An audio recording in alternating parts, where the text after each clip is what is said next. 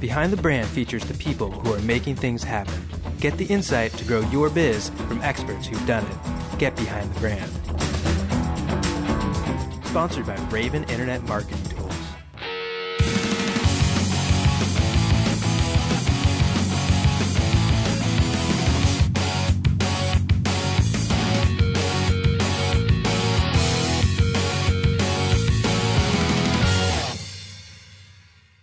I'm Brian Elliott. Welcome to another edition of Behind the Brand. Today I'm here with Director of Marketing for Kawasaki, Chris Proulx.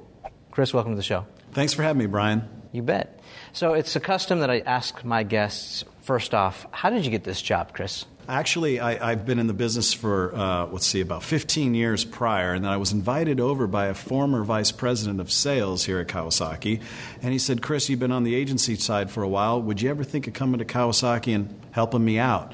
But I stepped back and thought it'd be a lot of fun to actually experience it from the other side of the table where you get to make some decisions, good or bad. Agency guy, now on the client side. Tell us about that transition and how you waded through some of the difficult times. Tell us about the challenges, the opportunities, and then maybe give us a perspective of how that's different now. It's never easy going client side from the agency. And for a couple of reasons. One is credibility. One day you're servicing the business, next day you're a decision maker. People are like, they remember you as the agency person. Right. So you go from serving the brand, from being an outsider. They like to use the term vendor. I never like the evil V word because a vendor is someone that puts soda pop in a soda machine. You're a marketing partner giving strategic help. But now you're on client side. That was a challenge for me because some of the people in the building had a hard time with that because, well, now we're equals before you serve my needs. Maybe you don't always get the best support right away. You have to prove yourself. And I think that is with any job. So even if I didn't come from the agency, it helped me because I knew the names, I knew who worked where, I knew where the restrooms were. But you had to buy credibility. You had to really pay your dues and show that you're sold out on the brand. You're not just some person selling advertising. Right. Okay, Chris, now that you're inside here at Kawasaki, what are you going to do with our brand? How are you going to grow it? And it's not just advertising. That's just one tool in the toolbox. Sure. Big challenge. And that credibility, it took about 5 years to earn credibility. And here's the other thing. You never stop earning it. You're only as good as your last at bat. You constantly have to prove it. And you have to perform. And you have to have a passion not only for the products, but a passion for marketing. Yeah. So sure, you have some good days or bad days, but you can never mail it in. So you always got to be pinning it. Do you read blogs on a regular basis? You need to, yeah. You're scraping them, find out what people are saying about us, good or bad. Oh, so you're looking for and you're listening for Kawasaki-related stuff, or are you researching other blogs and just to get information? I look at it this way. Say I roll out of the rack in the morning. It's about 5-something in the morning. I probably sent off a few emails to some of our agency partners. Check this out. Check that out. But I realize the whole world of the internet, let's be broad, is almost a dashboard of learning. I have so many places I can go to learn. Think of it that you're at Langley, CIA, and imagine you're in the situation room, right? Yeah. And they have all these computer monitors up, and they're monitoring all this stuff going on in the world. Well, you want to know something? We have the same thing, and it's free. And it's right on my handheld device, right on my MacBook Air. I could search out so many places. There's so much information there. Yeah. In fact, there's probably too much. How do we aggregate all that data and actually turn it into learning? Yeah. But the customers are constantly telling us what they think of us 24/7. Sure. You jump on one of our 316,000 Facebook fans, they're telling us what they think of our new product launch. They're telling us right now, you could go onto YouTube, read the comments of what they thought about our video. Sure. You could go on and measure a lot of the data. We work with IBM. It's called Core Metrics. They're monitoring traffic to our sites.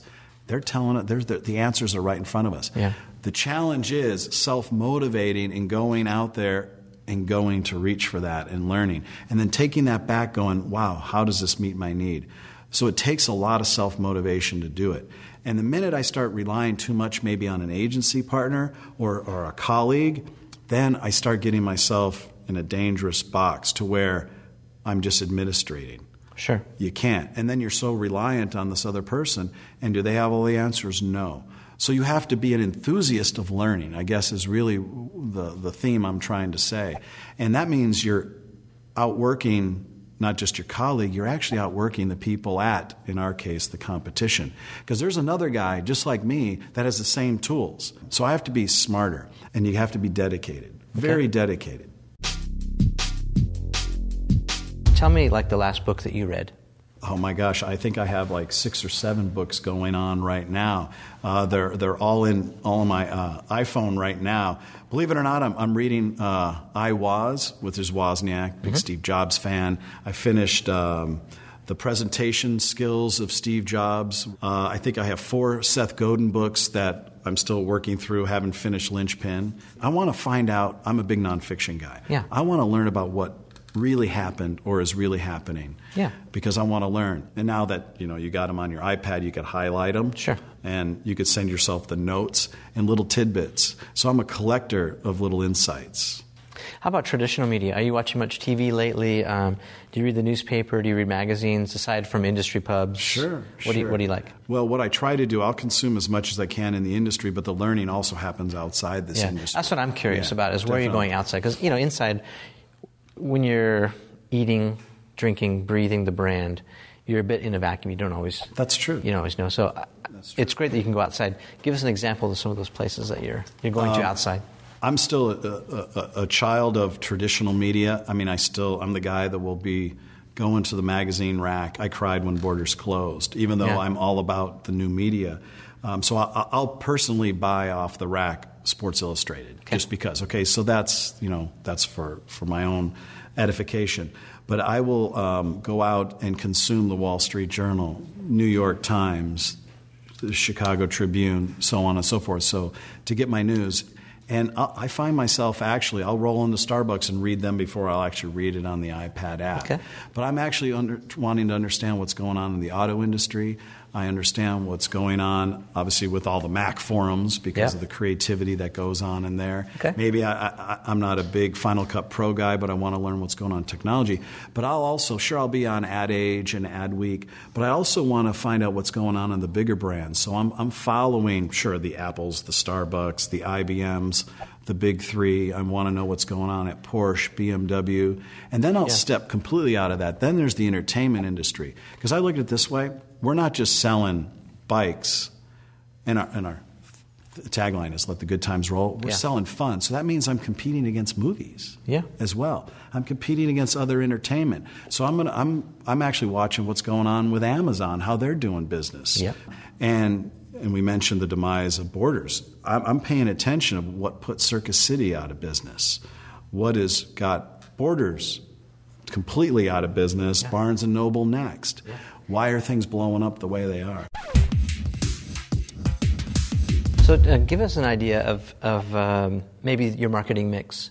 If we want to break it down, traditional, non-traditional, what percentage? Give us an idea how you're mixing things up. And it depends what product I'm selling. But if you take it overall, I would say well over 75% of our marketing mix is in word-of-mouth engagement. And I would say social, mobile, demo event. Well, demo, isn't that old school? Try the bike, ride it, and buy it? Yep. That's a traditional media, but it's done in a new way. We're going out to right where these people ride. I think they call it experiential now. There you go. That's exactly where I was going. So let's drill down deeper into social. So you're spending quite a bit of money or quite a bit of resources and time and effort on the social space or the non-traditional. Where are you spending money? Are you buying Facebook ads? What are you doing specifically? Or is it developing apps? Tell us more about that.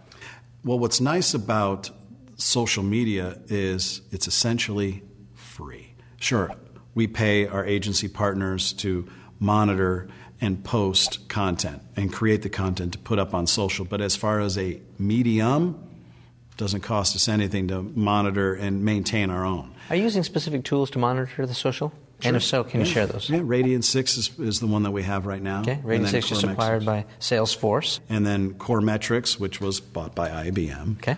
Yeah. So we'll monitor that. But for us, we're media neutral, meaning that whatever tool that is available to us to connect, we're going to use it. So we're trying to be at the forefront of this industry of those tools. So yes, Facebook's there. YouTube is there. Tumblr. We just started that a couple of weeks ago. It's a lot of fun. So we're not going to be wed to any one tool. Sure. We want to be able to engage. And again, it depends what product we're talking about. So we have to, mix or match. So what are you guys doing with mobile apps? Are you guys developing stuff for Facebook, for mobile platforms? What are you doing?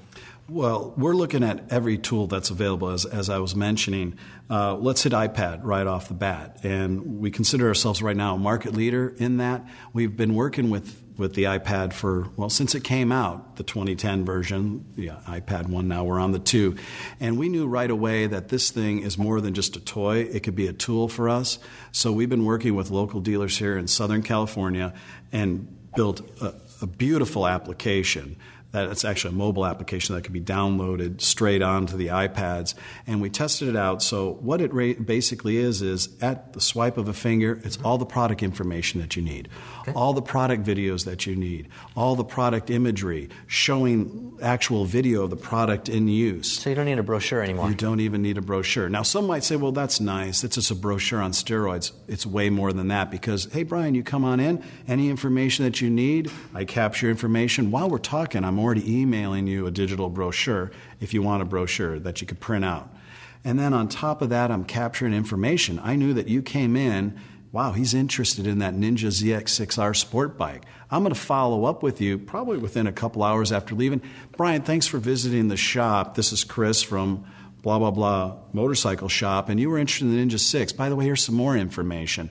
And you get a nice personalized message from me and all the other information that you need on that bike above and beyond the brochure. Cool. And then I'm able to remember you as a lead. So in a couple of days or even a week, I know that you visited, date, time, and you're interested in 6. I'm going to follow up with you. And what's also nice about this tool that we're working with our dealers nationwide, that we're also going to be using it for all of their other sales information and tools. So in essence, to be brief, this iPad is pretty much the only tool ultimately a dealer is going to need to do business with Kawasaki. Sure. So all the back office. So that's our vision for this tool. And then when it comes to mobile, yeah, we played around with QR codes, but for us, SMS is still huge. Simple messaging. So you'll walk into a dealership, there's a KX450F dirt bike. And right there it says, for more information, text KX450F to 868-727. You could do that for real for the viewers at home. And then boom, it pops. You're linked right into the mobile website. All the information that you want, all the specs, all the features, all the videos, all the photos, right there, right in the palm of your hand. And what's nice about this, for a person that's on the showroom, a dealer or salesperson, they could walk a customer through either the iPad or on their handheld device. All the information you need. So it's really a silent salesperson right in your hand. So mobile itself, too, that we're pushing a whole lot of information. So obviously you could get our Facebook site on there. You could get Kawasaki.com, the mobile version. So anywhere you go, you got Kawasaki right in your pocket or the palm of your hand, 24/7. Not all our dealerships are open 7 days a week. Sure. But Kawasaki is right in the palm of your hand. So we know that people are shopping anytime. We want to be there for them as well. I see the Kawasaki brand as a real innovator, someone who's partnered up like no other brand or no other motorsports brand with outside partners. You know, you have the energy drink category, you have even action sports category where you've aligned yourself with these either cross-promotional partners or other alliances.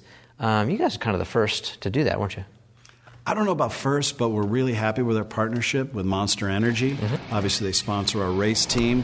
In fact, one of the key executives over Monster Energy used to be my boss here at Kawasaki in marketing. And he's done a fabulous job not only here, but over there, so there's a nice connection. Yeah. And obviously the lime green, the color green is huge. But what's great about Monster as a partner is that they're into action sports. Yeah. And that's the lifeblood of Kawasaki, especially when it comes to our dirt bikes and KXs, and we've been very successful. And it's a youth brand, Monster. So is Kawasaki.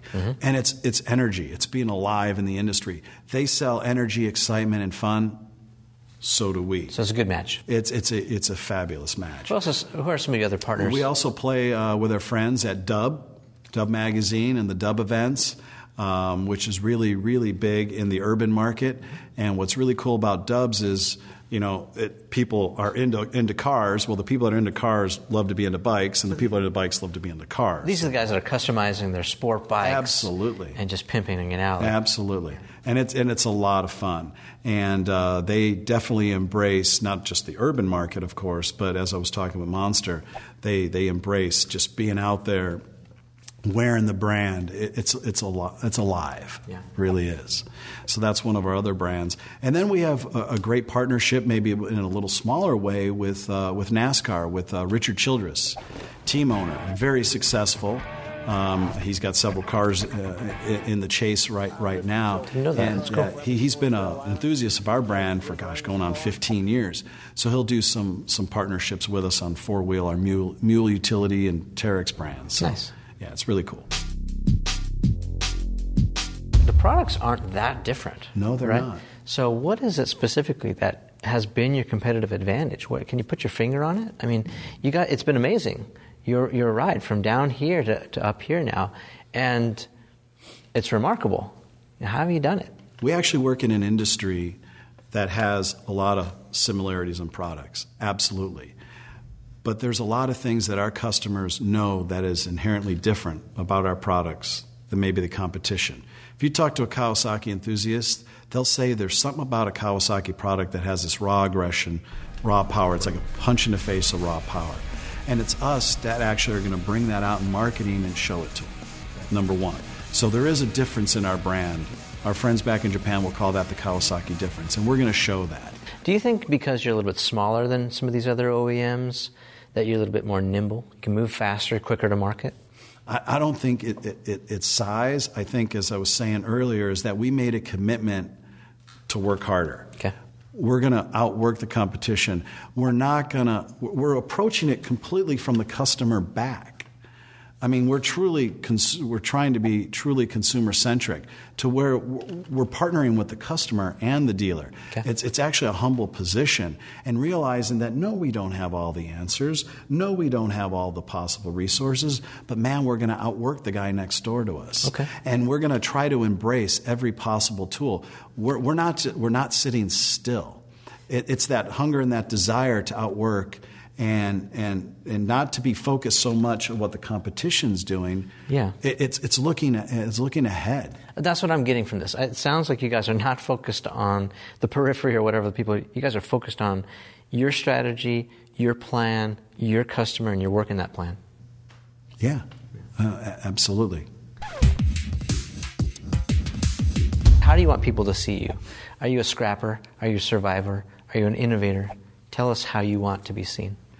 What I want to be able to be remembered as is being real and being human and being authentic and actually being introspective.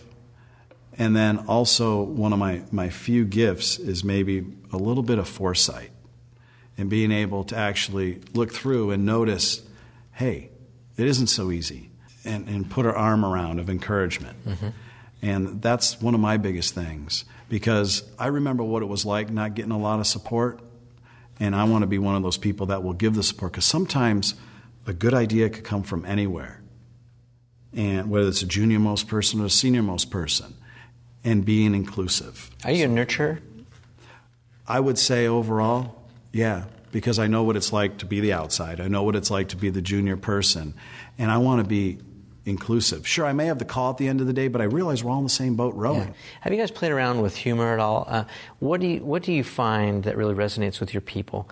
You tried a few different message styles. Not so much humor, though humor it can be a great motivator. I mean, we're selling entertainment, fun. We want people to be jaw-dropping. Oh, that's cool. I mean, we're selling sexy sport bikes, let's just say. Yeah. People want to see that thing in action and go, that's cool. So we want to up our game on it to be engaging and entertaining. So, for instance, if we're selling our high-end sport bike, smoking that tire, it's just dragging. What is your high-end really sport cool. bike right now? Ninja ZX14R. Okay. 1,400 cc's of all-out aggression that's just racing all the way through. Where does that compete with, like the Hayabusa or something? The Suzuki Hayabusa, okay. Yep. I mean, it's big on drag racing as well. legal drag racing. Sure, of course. But we're selling the excitement. We want people to have their hair stand on edge. So, Yeah. I mean, that's the bar. Because these enthusiasts, they just want to go and have an awesome time. Right. How about the dirt bike guys? What do they want? They want a bike that's going to perform in the dirt, obviously. It's around a circuit. It's around a track, for those that don't know. They're competing against themselves and someone else. So they're trying to have quicker lap times. So they want the best suspension. They want the best engine. They want the best overall experience that they possibly can. And those bikes, whether they're KX dirt bikes or the Ninja Sport bikes, those are high performance. Sure. And every year you got to have a little bit more than the competition. And our marketing's got to show how this bike will help them beat their own lap times. Yeah. How about the side-by-side guys? You have the Teryx. We do. The new Teryx 4-seater. You could go out and have fun. And It looks like a lot of fun. It is a lot of fun. And that product is off-road rated, meaning that it's tested in the most extreme environments. And people ride these things. It's like a little dune buggy. It goes above and beyond a dune buggy. It'll smoke a dune buggy. But yes, that kind of mentality. It'll take some crazy terrain, almost. Who buys that thing? Is it families? Is it Families, guys? it's big. You know, Yeah. off-road enthusiasts like yourself, you'll go out with a buddy, or you'll take a family out there and have a good time. And seat and four, and you're driving. You're enjoying the environment, but you're also enjoying the actual experience of going over some pretty incredible terrain. So, Chris, do you have a superpower, something we don't know about you personally that maybe My you can own share with belief us? in the Lord Jesus Christ, who gets me through each day, there is that, but that's probably too much for the film. That's my superpower. Well, that's okay. I mean, sharing your faith may be a big part of your life, and that's important. Well, you do have to have a base, and it is my faith. And yes, there are some days that are less than positive, and when you come home, you have your family and you have your faith, because that is the inner power that gets you through the day. Because if you go on your own power, you're going to run out of gas.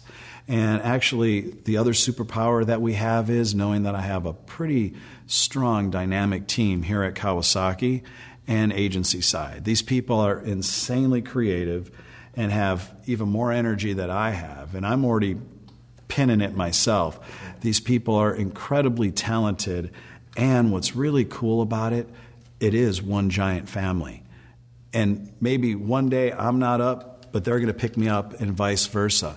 And it truly is a family. Like, if you got to see Kawasaki here, the marketing group at work with its agencies, you're going to see a lot of people that are laughing, having a good time, insanely busy, and doing some crazy work under some crazy deadlines, but we're really, truly having fun because we're selling fun. Work hard, play hard. Well, it is, but if you're not having fun at work, it's going to show in the output. Yeah. And if you see our content that's out there, I think you're going to see some content that is pretty motivating, is a lot of fun. It's because we're having fun doing it. And we're looking for people with those personalities that are, hey man, I'll work some crazy hours, but I'm having a good time doing it.